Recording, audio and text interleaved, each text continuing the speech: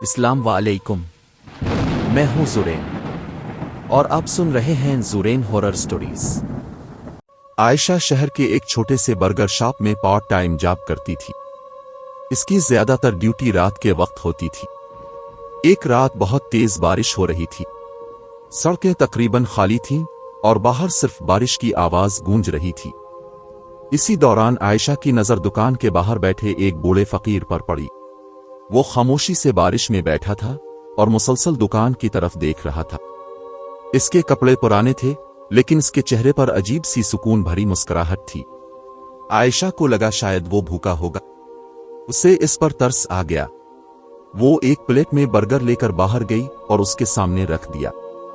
بوڑھے نے کچھ نہیں کہا، بس آہستہ سے اس کی طرف دیکھا اور ہلکی سی مسکراہٹ دے دی۔ عائشہ واپس اندر آ گئی۔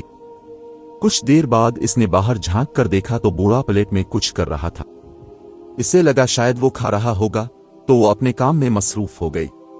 تھوڑی دیر بعد جب وہ پلیٹ لینے باہر گئی تو بوڑھا وہاں نہیں تھا، لیکن پلیٹ دیکھ کر اس کے رونگٹے کھڑے ہو گئے۔ برگر کا ہر حصہ الگ الگ رکھا ہوا تھا۔ پاؤ الگ، پیاز الگ، ٹماٹر الگ اور آلو ٹکی الگ، اور ٹماٹر کے 2 ٹکڑوں سے کراس کا نشان بنایا ہوا تھا، جیسے کوئی خطرے کی وارننگ ہو۔ عائشہ کو عجیب تو لگا مگر اس نے زیادہ غور نہیں کیا اور واپس اندر چلی گئی۔ اگلی رات پھر وہی ہوا۔ تیز بارش شروع ہو گئی اور وہی بوڑھا اسی جگہ بیٹھا نظر آیا۔ اس بار عائشہ خود کو روک نہ سکی۔ وہ باہر گئی اور بولی، بابا، آپ کل بھی آئے تھے، آپ نے کچھ کھایا بھی نہیں، آپ کو کیا چاہیے؟ بوڑھے نے کچھ نہیں کہا، بس دکان کے اندر رکھی کیچپ کی بوتل کی طرف اشارہ کر دیا۔ عائشہ نے اسے کیچپ لا کر دے دی اور واپس اندر چلی گئی۔ کچھ دیر بعد جب دکان بند ہونے لگی اور عائشہ باہر نکلی تو اس نے زمین پر کیچپ سے کچھ لکھا ہوا دیکھا۔ بارش کے باوجود سرخ الفاظ صاف نظر آ رہے تھے۔ اس پر لکھا تھا، یہاں کل مت آنا۔ عائشہ کا دل زور زور سے دھڑکنے لگا۔ اس نے ادھر ادھر دیکھا مگر بوڑھا کہیں نظر نہیں آیا۔ وہ بہت پریشان ہوئی لیکن کچھ سمجھ نہ پائی اور گھر چلی گئی۔ اگلی صبح اس کی طبیعت اچانک خراب ہو گئی۔ تیز بخار اور کمزوری کی وجہ سے وہ کام پر نہ جا سکی۔ شام تک وہ گھر پر ہی رہی۔ اگلے دن جب اس کی حالت کچھ بہتر ہوئی تو اس نے دروازے پر پڑا اخبار اٹھایا۔ اخبار دیکھتے ہی اس کے ہاتھ کانپنے لگے۔ خبر تھی، کراچی کے برگر شاپ میں خوفناک آگ، تمام ملازمین جل کر ہلاک، کوئی زندہ نہ بچ سکا۔ وہی دکان جہاں عائشہ کام کرتی تھی، اس کے ہاتھ سے اخبار گر گیا۔ سانسیں تیز ہو گئیں۔ وہ دوڑتی ہوئی وہاں پہنچی۔ پوری دکان جل کر راکھ ہو چکی تھی۔ ہر طرف پولیس اور لوگوں کا ہجوم تھا۔ اس کے ذہن میں صرف ایک جملہ گونج رہا تھا، یہاں کل مت آنا۔ اس رات عائشہ سو نہ سکی۔ اس کے ذہن میں صرف ایک سوال تھا، اس بوڑھے کو کیسے پتہ تھا کہ آگ لگنے والی ہے؟ اگلی رات وہ اسی جگہ جا کر بیٹھ گئی۔ اس کا انتظار کرنے لگی۔ آہستہ آہستہ رات گہری ہوتی گئی۔ پھر بارش شروع ہو گئی۔ سڑکیں خالی ہو گئیں۔ تبھی اسے اپنے پیچھے کسی کے قدموں کی آواز سنائی دی۔ اس کا دل زور سے دھڑکنے لگا۔ وہ ڈرتے ڈرتے پیچھے موڑی۔ وہی بوڑھا اندھیرے میں کھڑا تھا، ہلکی مسکراہٹ کے ساتھ۔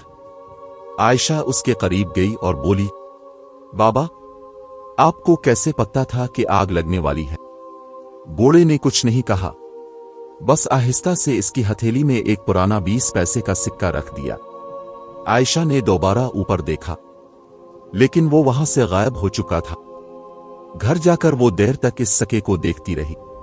پھر اچانک اسے خیال آیا، ایسا 20 پیسے کا سکہ تو اب چلتا بھی نہیں۔ پھر ایک اور بات اس کے ذہن میں آئی۔ دونوں راتیں شدید بارش کی تھیں لیکن بوڑھے کے پاس نہ چھتری تھی نہ کوئی سہارا، پھر بھی اس کے کپڑے ہمیشہ بالکل خشک تھے۔ आयशा के जिस्म में सर्द लहर दौड़ गई। अगले दिन वो दोबारा इसी जगह गई। वहां एक बूढ़ा चाय वाला बैठा था। आयशा ने इससे पूछा, यहां एक बूढ़ा बाबा बैठते थे, क्या आप उन्हें जानते हैं? चाय वाले का हाथ वहीं रुक गया। उसका चेहरा जर्द पड़ गया। वो चंद लम्हे आयशा को घूरता रहा, फिर आहिस्ता बोला, बेटी, इस जगह एक बूढ़ा फकीर रहता था। पिछले महीने यहीं इसकी मौत हो गई थी। भूख से आयशा के पैरों तले जमीन निकल गई। चाय वाला बोला, बेचारा कई दिनों से भूखा था। लोग उसे देखकर गुजर जाते थे। किसी ने इसे खाना नहीं दिया। इसके पास बस एक पुराना 20 पैसे का सिक्का था। मरने के बाद भी कई लोगों ने इसे रात में यहां बैठा देखा, मगर किसी ने यकीन नहीं किया। आयशा के हाथ कांपने लगे। उसने आहिस्ता से अपनी मुट्ठी खोली। वही 20 पैसे का सिक्का अब भी इसके हाथ में था, लेकिन अब इस पर गीली मिट्टी लगी हुई थी, कब्र की मिट्टी। आयशा की आंखों से आंसू बहने लगे। अब उसे सब समझ आ चुका था। जिंदगी में किसी ने इस बूढ़े को इंसान नहीं समझा। सिर्फ आयशा पहली थी जिसने उसे खाना दिया, इज्जत दी, और शायद इसी एहसान का कर्ज चुकाने के लिए वो मरने के बाद भी वापस आया था, और अपनी जान देकर नहीं, बल्कि आयशा की जान बचाकर अपना कर्ज अदा कर गया।